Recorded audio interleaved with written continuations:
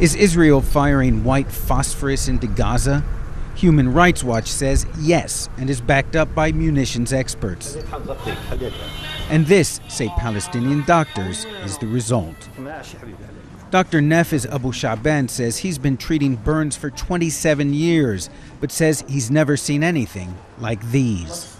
He says most of the severe burn patients have been sent to Egypt. But because of the fighting, this man, Adil, can't get out. He was brought to us last night with severe burns on the back, the face, both lower limbs. It's about 47% total burn surface area. This resulted from some sort of bombs.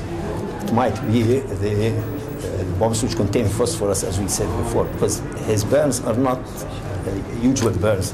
It's severe, very deep burns with strange shape. White phosphorus is known to burn flesh down to the bone. It's designed to provide illumination or a smokescreen in battle. Under an international protocol ratified by Israel in 1995, such incendiary weapons are allowed when, quote, not specifically designed to cause burn injury to persons.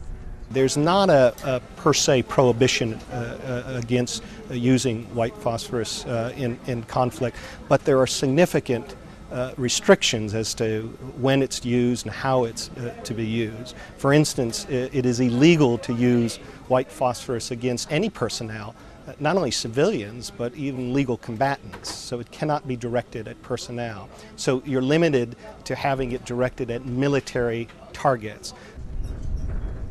International law says incendiary weapons cannot be used where there is a concentration of civilians, and Gaza is one of the most densely populated places on Earth. This house north of Gaza City was hit by something Sunday. It's been burning since 1 o'clock in the morning, Munir Hamada tells our cameraman around noon.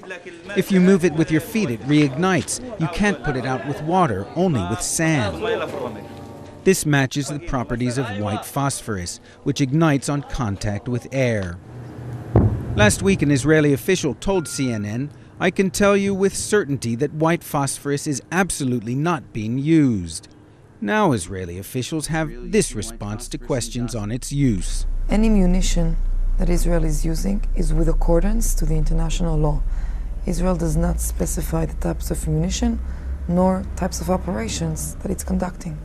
The precise extent to which Israel has used white phosphorus in Gaza is unclear, but the use of such a controversial weapon in the crowded and confined conditions of Gaza is bound to raise questions Israel is, for now, hesitant to answer.